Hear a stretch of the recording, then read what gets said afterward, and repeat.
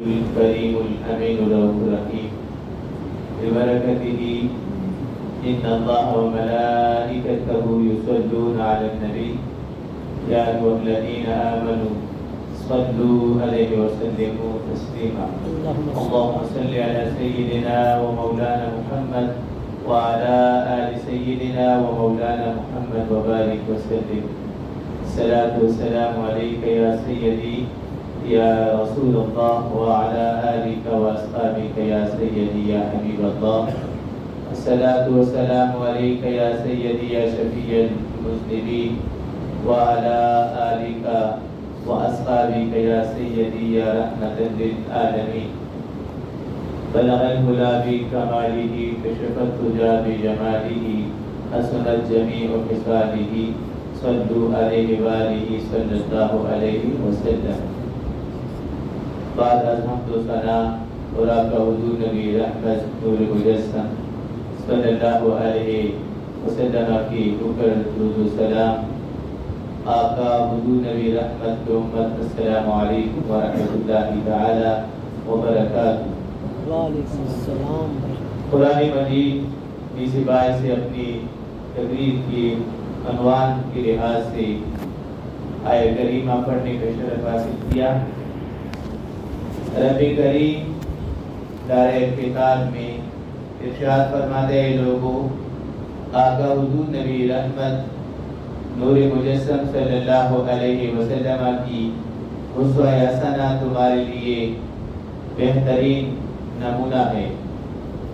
آقا حضور نبی رحمت نور مجسم صلی اللہ علیہ وسلم کی امت آقا حضور سرور کونین نے بہترین اخلاق اور اسوہ حسنہ کا ذکر کرتی ہوئی فرمایا کہ اسلام کی تمام تر تعلیم اور تعظیم اور تمام تر لوح لحب کو اگر ایک ہی لفظ میں بیان کیا جائے تو آقا کا اسوہ حسنہ ہے، یعنی بہترین اخلاق ہے.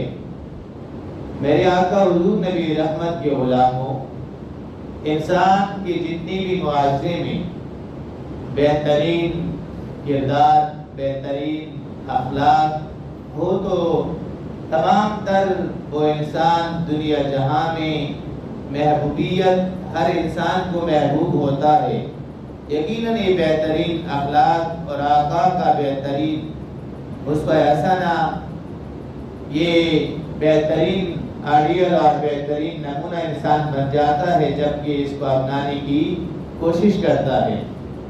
تو آقا کی اخلاق کا ذکر قرآن میں بھی انہیں تمام تر معیاری زندگی، تعظیمی زندگی، تکریمی زندگی اور معاشرے میں آقا حضور نبی رحمت نور مجسم صلی اللہ علیہ وسلم کی جو الفاظ تھے، جو زندگی میں ان کی زبان تھی اور اسوہ حسنہ تھا، ان کا کردار تھا، تو تمام جہان والوں کے لیے بہترین نمونہ ہے. قرآن نے آقا حضور نبی رحمت نور مجسم صلی اللہ علیہ وسلم کے اخلاق کا بہترین اخلاق کا ذکر کیا کہ وَإِنَّكَ لَعَلَىٰ خُلُقٍ عَظِيمٍ.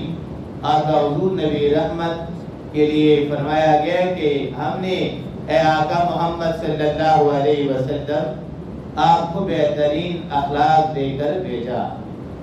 حضرت انس فرماتے ہیں کہ اس دنیا جہاں میں تمام لوگوں سے بڑھ کر بہترین اخلاق آقا حضور نبی رحمت نور مجسم صلی اللہ علیہ وسلم کا تھا.